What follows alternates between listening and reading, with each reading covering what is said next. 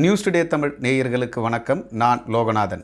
சென்னையை அடுத்த பல்லாவரத்தில் ஒரு இளைஞரின் ஆணுறுப்பை அறுத்து கொலை செய்த 2 பெண்களும் அவருக்கு உதவிய 2 ஆண்களும் கைது செய்யப்பட்டிருப்பது சென்னையை அடுத்த பல்லாவரத்தில் ஒரு மிகப்பெரிய பரபரப்பை ஏற்படுத்தி இருக்கிறது. அது குறித்த இந்த வீடியோவில் நாம் பார்க்கலாம். இன்ஸ்டாகிராம் மூலம் காதல் வலை விரித்து அதன் மூலம் பணத்தை பெற்று உல்லாசமாக இருந்த 2 பெண்கள் மற்றும் அவரது நண்பர்கள் சேர்ந்து திண்டிவனம் பகுதியை சார்ந்த செல்வகுமார் பல்லாவரத்தில் இருக்கக்கூடிய ஒரு பகுதியில் வசித்து வராரு. அவர் வீட்டுக்கு இந்த காங்கிரீட் வேலை செய்யக்கூடிய ஒரு நபர்.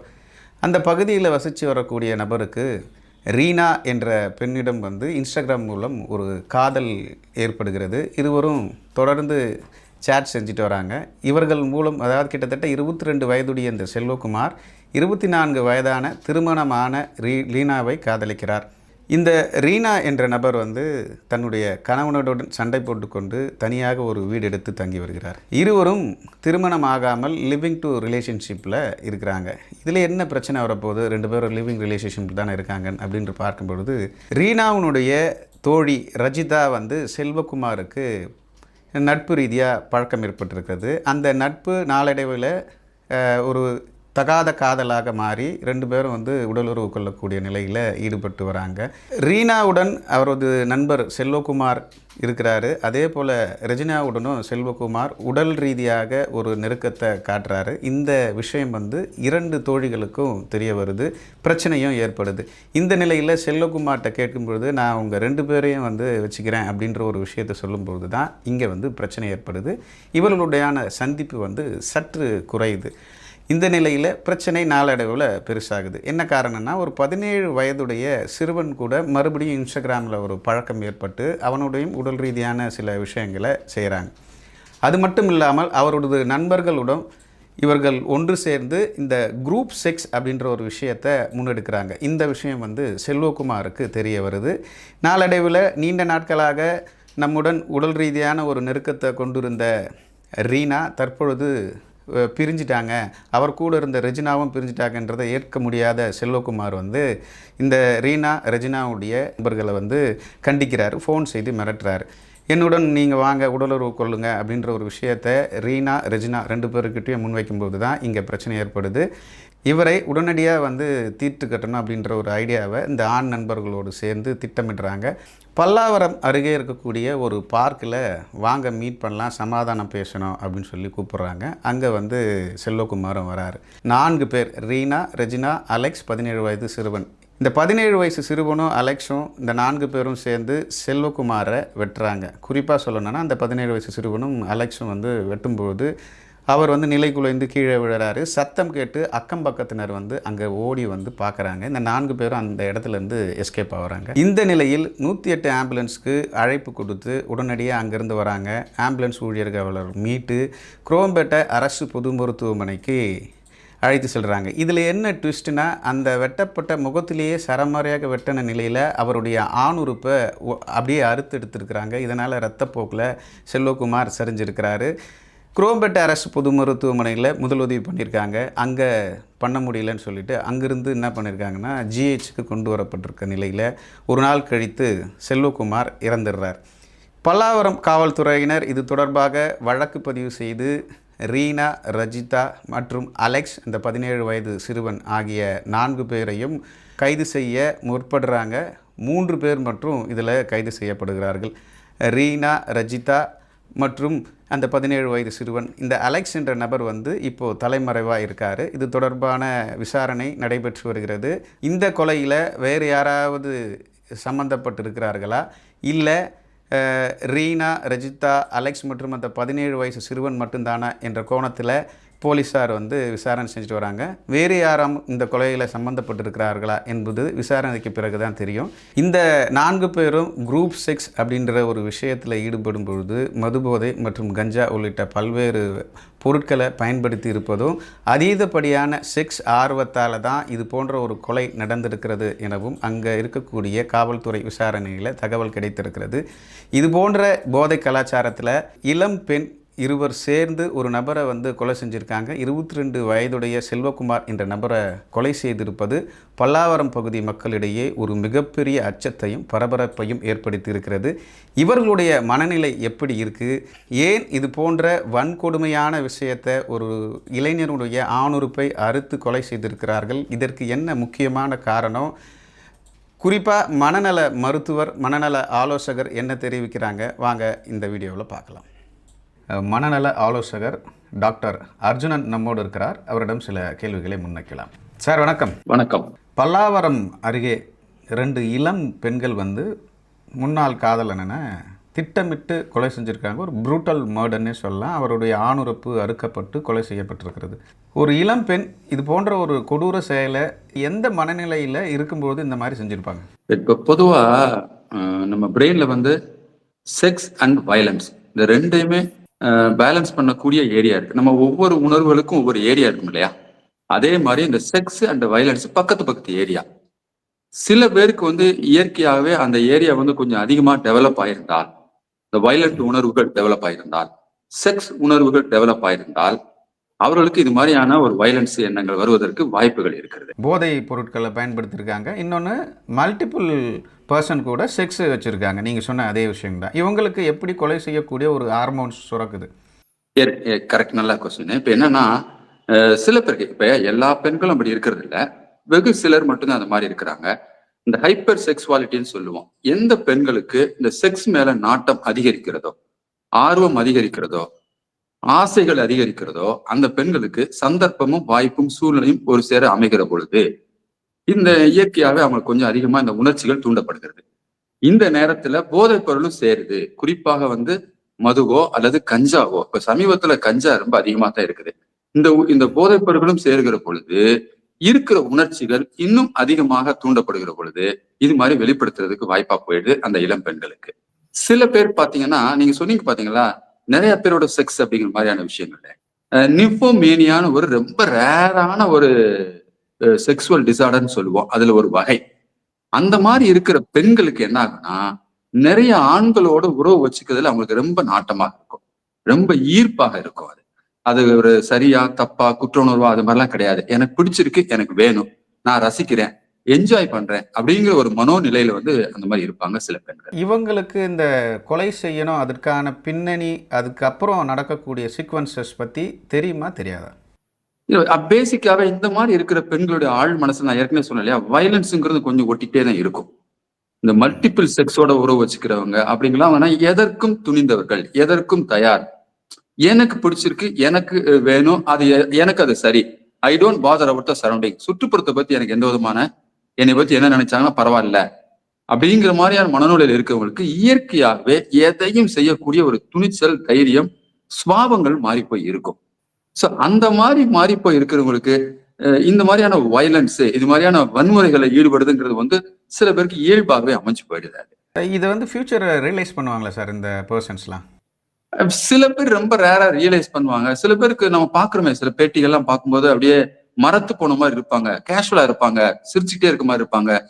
நம்ம ஒரு கொலை செய்து விட்டோமேங்கிற உணர்வே இல்லாம தான் கொலை செஞ்சது சரிதான்ங்கிற மாதிரி எண்ணங்கள்லாம் வரும் இல்லையா? அது சில பேருக்கு அப்படி இருக்கு. ரியலைஸ் பண்றது கம்மியா தான் இருக்கு. ரொம்ப ரேரா சில பேர் ரியலைஸ் பண்ணுவாங்க. இவங்க ஜெயிலுக்கு போயிட்டு உள்ள தண்டனையை அனுபவிச்சுட்டு பிறகு வந்தாலும் அதே நிலையில தொடருவாங்களா, இல்ல மாற்றம் இருக்குமா அவங்க கிட்ட? அதாவது நம்ம கொலை செய்யறவங்களை நம்ம நிறைய அதை 2 வகையா பிரிப்போம். ஒண்ணு எமோஷனலாக முடிவு பண்றது, இன்னொன்னு திட்டமிட்டு செய்வது. இப்ப இந்த மாதிரியான இருக்கிறவங்க, இந்த இளம் பெண்கள் எமோஷனலா அந்த மொமெண்ட்ல ஏதோ ஒரு கோபத்துல, ஒரு ஆத்திரத்துல செஞ்சுட்டாங்கன்னா அவங்களாம் ரியலைஸ் பண்ணலாம், அவங்க மாறுறதுக்கு வாய்ப்புகள் இருக்கு, போயிட்டு ஜெயிலுக்கு போயிட்டு வந்தால். ஆனால் நீங்க சொல்லுகிற சம்பவத்தை பார்க்கிற பொழுது அவங்க எமோஷனலா செஞ்ச மாதிரி தெரியல, அவங்க திட்டமிட்டு தான் செய்யற மாதிரி தான் தெரியுது. நீங்க சொல்றதை வச்சு பார்க்கும் பொழுது இப்படி திட்டமிட்டு கொலை செய்யறவர்கள் பெரும்பாலும் தன்னை ரியலைஸ் பண்ணுவதும் இல்லை, பெரும்பாலும் தன்னை மாற்றிக்கொள்வதும் இல்லைங்க. அதுதான் இயல்பான சைக்காலஜி. ஓகே சார், இவங்களுக்குலாம் என்ன பண்ணணும்? மருத்துவ ரீதியான உதவிகள்லாம் நிச்சயமா அது மருத்துவ ரீதியாகலாம் நம்ம அவங்களுடைய மனநிலையை நம்ம அனலைஸ் பண்ணி அவங்க எந்த ஸ்டேஜ்ல இருக்கிறாங்க, அவங்க வெறும் இந்த காமம் சார்ந்த விஷயம், போதை சார்ந்த விஷயம் மட்டுமே இருக்குது அப்படிங்கிற பட்சத்துல அவங்க விரும்புனாங்கன்னா, ஒத்துழைப்பு பிடிச்சானா, இன்னைக்கு நல்ல நவீன மனநல சிகிச்சை, உளவியல் சிகிச்சை முறைகள் நிறைய இருக்கு. இன்ஃபேக்ட் நிறைய மருந்துகள் சிகிச்சைகளுமே இருக்கு. சோ அதுக்கு தகுந்த ஒரு மருந்து கொடுத்து ப்ராப்பரா கவுன்சிலிங் கொடுத்து அதுல இருந்து அவங்களை மீட்டு கொண்டு வரலாம். அந்த அளவுக்கு நவீன முறைகள் இருக்குது. ப்ரொவைடட் அவங்க அதுக்கு ஒத்துழைப்பு கொடுக்கணும். இல்லைன்னா அவங்க நிலைமை வந்து கவலைக்கிடம் தானே. எப்படின்னா அவங்க அது அந்த நான் செய்யற அந்த காமமோ அது எக்ஸ்ட்ரா பல பேர்ட்ட உறவு வச்சுக்கிறதோ வயலன்ஸோ அவங்களுக்கு ஒரு குற்ற உணர்வாவே தெரிய போறது இல்லை அப்படிங்கிற பட்சத்துல அவங்க நான் ஏன் மாத்தணும், நான் ஏன் மாறணும் அப்படிங்கிற எண்ணம் அவங்களுக்கு வந்துடும். நிறைய பேர் பாத்தீங்கன்னா குற்றம் செய்யறவங்க எல்லாம் பாருங்களேன், தான் குற்றம் செய்யற ஒன்று சரின்னு நினைக்கிறாங்க அல்லது நியாயப்படுத்துறாங்க அல்லது இதுல என்ன தப்பு இருக்கு அப்படிங்கிற ஒரு எண்ணம் வருகிற பட்சத்தில் அவங்க தன்னை மாத்திக்கிறதுக்கு தயாராவே இருக்க மாட்டாங்களே. அப்ப அவங்க என்ன பண்ணுவாங்க, அவங்களோட லைஃப் அப்படித்தான் கொண்டு போயிட்டே இருப்பாங்க. குறிப்பாக இந்த பெண்கள் வந்து மல்டிபிள் பார்ட்னர்ஸ் கூட குரூப் செக்ஸ் வச்சுருந்துருக்காங்க. ஏற்கனவே வச்ச ஒரு நபர் வந்து ஏன் கூட நீங்கள் சேரலை அப்படின்ற ஒரு சுச்சுவேஷனில் தான் கொலை செய்யப்படுகிறார். என்ன மாதிரி மனநிலையில் அவங்க கொலை செஞ்சுருப்பாங்க சார்? கரெக்ட். இந்த குரூப் செக்ஸுங்கிறது கண்டிப்பா சொல்லப்பட வேண்டியது. பொதுவா செக்ஸுங்கிறது தனிப்பட்ட ஒரு நபர் தனித்தனியா ஒரே ஒரு ஆண் பெண்ணுடன் இருக்கிறது ஒரு செக்ஸ். மல்டிபிள் செக்ஸ் அப்படிங்கிறது வெவ்வேறு ஆண்களோட உறவு வச்சாலும் தனித்தனியாக தான் இருப்பாங்க. யூஸ்வலா நம்ம கேள்விப்படுறது அதுதான். ரீசெண்ட் டைம்ஸ் பார்த்தீங்கன்னா அந்த குரூப் செக்ஸ் அப்படிங்கிற மாதிரி ஒரே குரூப்பா செக்ஸ் வச்சுக்கிறாங்க அப்படிங்கிறதெல்லாம் நம்ம கேள்விப்படுறோம் சில விஷயங்கள். இது என்ன விதமான சைக்காலஜி, இது எப்படி கொண்டு போகுது, எப்படி இவங்ககிட்ட அப்படி எண்ணத்தை தூண்டுது அப்படின்னு பாத்தீங்கன்னா வெரி சிம்பிள். நம்ம ஏற்கனவே சொன்னேன் இல்லையா, அது மாதிரி வந்து ஒரு செக்ஸ் ஆர்வத்தை அதிகமா தூண்ட கொடுக்கிற அந்த ஹார்மோனல் மெக்கானிசம் அதிகமா இருக்க டெவலப் ஆக போதை பழக்கங்கள் கொஞ்சம் சேர வாய்ப்புகள் சந்தர்ப்பங்கள் ஒரு பக்கம் சேர இருந்தாலும் முக்கியமான ஒரு பாயிண்ட் நான் ஹைலைட் பண்ண நினைக்கிறேன். இப்ப ஏன் குரூப் செக்ஸோ அல்லது செக்ஸுவல் டிசார்டர் இல்னஸ் அதிகமாயிட்டு இருக்கு சொசைட்டில பாத்தீங்கன்னா ஒரு முக்கியமான பாயிண்ட் நம்ம பார்க்கணும். இந்த வீடியோஸ் இப்ப நிறைய வந்து செல்போன் வளர்ச்சி நவீன வளர்ச்சியில பேன் வீடியோஸ் சொல்லுவோம் பாத்தீங்களா, ஆபாச வலைத்தளங்கள் மிக அதிகமா வந்துருச்சுங்க. இந்த ஆபாச வலைத்தளங்கள்ல அவங்க வியாபாரத்துக்காக என்ன பண்றாங்கன்னா விதவிதமான உடலுறவு முறைகள் வித்தியாசமான யூஸ்வலா இருக்கிறத காட்டிட்டு இருந்தா அவனுக்கு வியாபாரமாக போறது கிடையாது. இதுதானே இது யூஸ்வலா ஆணும் பொண்ணு சேர்ந்து இருக்கு நம்ம எல்லாமே பண்றதானே பாக்குறதானே அப்படிங்கிற மாதிரி போயிடும் இல்லையா. அதற்காக அவங்க என்ன பண்றாங்க, வித்தியாசமான முறைகளை பண்றாங்க. வித்தியாசமானதை தாண்டி இப்ப என்ன பண்றாங்கன்னா குரூப் செக்ஸ் சார்ந்த விஷயங்கள் வீடியோக்குள்ளாக நிறைய வெளிப்பட ஆரம்பிக்குது. இப்ப இந்த மாதிரி மனநிலையில இருக்கிற பெண்களோ ஆண்களோ என்ன பண்றாங்கன்னா, நாமளும் இது மாதிரி செஞ்சு பார்த்தா என்ன, இது மாதிரி செக்ஸ் ஈடுபட்டு பார்த்தா என்னன்னு சொல்லிட்டு உண்மை சொல்லுகிறேன். இன்னைக்கு பிரதானமாக இந்த ஆபாச வீடியோக்களை பார்த்து பார்த்து தான் பல பேர் வந்து அதுல இருக்கிற மாதிரியே நிஜத்துல நாமளும் செய்வோம், இதுல ஒண்ணும் தப்பு இல்ல, என்ஜாய் பண்ணுவோங்கிற மனநிலைக்கு தள்ளப்படுகிறார்கள். அப்படித்தான் நீங்க சொல்கிற இந்த பெண்களும் சில குறிப்பிட்ட ஆண்களோடு சேர்ந்து குரூப் செக்ஸ்ல ஈடுபட்டு இருப்பாங்கன்னு நினைக்கிறேன். அதுதான் பேசிக், அதுவும் ஒரு காரணமா பிரதானமா இருந்திருக்கும்னு நினைக்கிறேன். ரைட்டு, செக்ஸ்ல ஈடுபட்டாங்க, ரைட்டு, எதுக்கு அவனை கொலை செய்யணும் அப்படிங்கிற ஒரு கேள்வி வரும் இல்லையா. செக்ஸ் பண்ணிட்டோம் முடிஞ்சிச்சு அதோட போயிடுச்சு, ஏன் கொலை செய்யணும் அப்படிங்கிற பட்சத்துல இவங்க பேசிக்காவே ஒரு வன்மமா இருக்கிறாங்க, ஒரு எக்ஸ்பெக்டேஷன், ஒரு சென்டிமெண்ட், பொசசிவா இருக்கிறாங்கன்னு வைங்களேன். ரெண்டு விஷயம் நடந்திருக்கு. ஒன்று, எனக்கு மட்டுமே கிடைச்சிட்டு இருக்கிற விஷயம் இன்னொருத்தருக்கு இன்னொரு போறான் அல்லது நம்மளை விட்டுட்டு போறான் அப்படிங்கறத ஏத்துக்க முடியாத பொழுது ஒரு ஆத்திரத்துல கோபத்துல கொலை செய்யலாம். எனக்கு கிடைக்கல எவனும் கிடைக்கக்கூடாது, யாருக்கும் எவ்வளவு கிடைக்கக்கூடாது அப்படிங்கிற உணர்வுக்கு வரலாம். ஒன்று. இல்லை என்றால் என்ன நடந்திருக்கலாம்னா அந்த சோன் சொன்னவர் இவங்க வேற ஏதாவது வகையில மிரட்டல், வேற ஏதாவது இவங்கள்ட்ட வந்து முயற்சி பண்ணிட்டு இருக்கலாம், தனக்குள்ளேயே கட்டுப்பட்டு இருக்கணும்னு நினைச்சுக்கலாம். அது வேற ஒரு பசங்களோட நீ எப்படி போகலாம், நீ எப்படி இந்த குரூப் செக்ஸ்ல ஈடுபடலாங்கிறத ஏதோ ஒண்ணு கண்டிச்சிருக்கலாம், இல்ல மிரட்டி இருக்கலாம். ஏதாவது ஒண்ணு பண்ணுகிற பொழுது சரி இனிமேல் இந்த நபர் நம்ம கூட இருந்தா சரியா இருக்காது, நாம சுதந்திரமா இருக்க முடியாது என்கிற எண்ணம் அந்த பெண்களுக்கு வருகிற பொழுது அந்த எதிர் நபரை வந்து கொலை செய்யற கூட சரி நமக்கு தொந்தரவா இருக்கான், இது தொந்தரவா இருக்கக்கூடாது என்கிற எண்ணத்துல கொலை செய்யறதுக்கான வாய்ப்பாக கூட இருந்திருக்கலாம். இப்படித்தான் நான் 2 பாயிண்டா பாக்குறேன். தற்பொழுது இந்த வழக்கு தொடர்பாக வழக்கறிஞர் நதியா நம்மோடு இருக்கிறார். அவரிடம் சில கேள்விகளை முன்வைக்கலாம். மேடம் வணக்கம். வணக்கம். ஒரு 2 பெண்கள் வந்து ஒரு ஆணை வந்து ரொம்ப கொடூரமாக கொலை செய்கிறாங்க, ப்ரூட்டல் மர்டர்ன்னு சொல்லுவாங்க. அவருடைய ஆணுறுப்பை அறுத்து கொலை செய்யக்கூடிய ஒரு மனநிலைக்கு பெண்கள் தள்ளப்பட்டிருக்காங்க. இது ஒரு பக்கம் இருந்தாலும் இதனுடைய சீக்வன்சஸ் தெரியாமல் ஒரு தவறை செய்கிறாங்கல்ல, என்ன மாதிரியான தண்டனைகள் இதற்கு கிடைக்க வாய்ப்பு இருக்கு, கொஞ்சம் டீடைலா சொல்லுங்க. அதாவது சீக்வன்ஸ் தெரியாம தவறு செய்யறாங்கன்னு சொல்ல முடியாதுங்க சார். அதாவது எந்த ஒரு குற்றம் செய்தாலும், அதாவது கொலை செய்தா வந்து பெரிய ஒரு தண்டனை இருக்கு அப்படிங்கிறது எல்லாருக்குமே தெரியும். இப்போ ஒரு கொலை செய்யறாங்க அப்படின்னா கண்டிப்பா வந்து அதுக்கு மரண தண்டனை கொடுப்பாங்க. ப்ரூவ் ஆச்சுன்னா, இவங்கதான் செஞ்சாங்க அப்படின்றது ப்ரூவ் ஆச்சுன்னா மரண தண்டனை கொடுப்பாங்க. இதுலயே வந்து பாத்தீங்கன்னா கான்ஸ்பிரசின்னு சொல்லுவாங்க. அதாவது 4-5 பேரு சதி செஞ்சு, கூட்டு சதின்னு சொல்லுவாங்க, கூட்டா சேர்ந்து ஒரு கொலையை செய்யறாங்க அப்படின்னும் போது அதுல வந்து கொலை செய்தவங்களுக்கு செய்தவர்கள், கொலை செய்ய தூண்டினவங்க, இல்ல வந்து அந்த கொலை செய்யறதுக்கான அந்த வெப்பன் எடுத்துட்டு வந்து கொடுத்தவங்க, இந்த மாதிரி ஒன்னொன்னும் மாறும். ஒரு சிலர் வந்து அந்த கான்ஸ்பிரசிலேயே வந்து அந்த இடத்துல இருந்திருப்பாங்க. பட் அவங்க எதுவுமே செஞ்சிருக்க மாட்டாங்க. கொலை செய்ய போறேன்ற அவேர்னஸ் இருக்காது. அந்த மாதிரி இருக்கும்போது அந்த நபருக்கு வந்து அஃபென்ஸ் செக்ஷன்ஸ் வந்து மாறும். அவங்களுக்கு தண்டனை குறையறதுக்கு வாய்ப்பு இருக்கு நிரூபணமானால். இல்ல எல்லாருமே சேர்ந்து கொலை செய்யணும் அப்படின்ற இன்டென்ஷனோட போய் கொலை முயற்சி செய்து கொலை பண்ணாங்க அப்படின்னா கண்டிப்பாக வந்து மரண தண்டனை கொடுப்பாங்க. அதாவது ட்ரையல் கோர்ட்ல ஃபர்ஸ்ட் ட்ரையல் கோர்ட்ல மரண தண்டனை கொடுத்துருவாங்க. மரண தண்டனை கொடுத்த பிறகு அவங்க வந்து எங்களுக்கு மரண தண்டனை எந்த ஒரு கோர்ட்டுமே ட்ரையல் கோர்ட் மரண தண்டனை கொடுத்துட்ட பிறகு ஹை கோர்ட்டுக்கு அதை ரெஃபர் பண்ணி அனுப்புவாங்க. ஹைகோர்ட்ல வந்து மரண தண்டனை கொடுத்தது சரிதான் அப்படின்னு சொல்லிட்டு அவங்க கன்ஃபார்ம் பண்ணிட்டாங்கன்னா மரண தண்டனை கன்ஃபார்ம் ஆயிடும். சம்டைம்ஸ் ஹைகோர்ட்ல வந்து இல்ல இவங்களுக்கு மரண தண்டனை வேணாம், ஆயுள் தண்டனையே கொடுக்கலாம் அப்படின்னு வந்து அப்பீல் அதாவது மேல்முறையீட்டுல வந்து அது வந்து மாறலாம். அப்படி இல்லைன்னா ஆயுள் தண்டனை கொடுத்துட்டு சாகும் வரை வந்து கடைசி காலம் வரை ஜெயில தான் இருக்கணும், சிறையில தான் இருக்கணும் அப்படின்ற மாதிரியான வந்து இவங்களுக்கு பனிஷ்மெண்ட் கொடுக்கறதுக்கும் நிரூபணமானால் வாய்ப்பு இருக்கிறது சார். இதில் வந்து இந்த குரூப் செக்ஸ் அப்படின்ற ஒரு விஷயத்த செய்கிறாங்க. அதன் பின்னணியில் தான் இந்த பிரச்சனை பெருசாகுது. பழிவாங்கும் நடவடிக்கையாக சொல்லி இப்போது மொத்தமாக சேர்ந்து கொலை செஞ்சுருக்காங்கல்ல, இவங்களுக்கு மற்றும் கூடுதல் தண்டனை கிடைக்க வாய்ப்பு இருக்கா? அதாவது வந்து ஒரு 18 வயசுக்கு மேல இருக்கிறவங்க திருமணமானவர்களே வந்து இன்னொருத்தரோட உறவு வைத்துக் கொள்றது தவறில்லை அப்படின்னு நம்ம சட்டத்துல இருக்குது.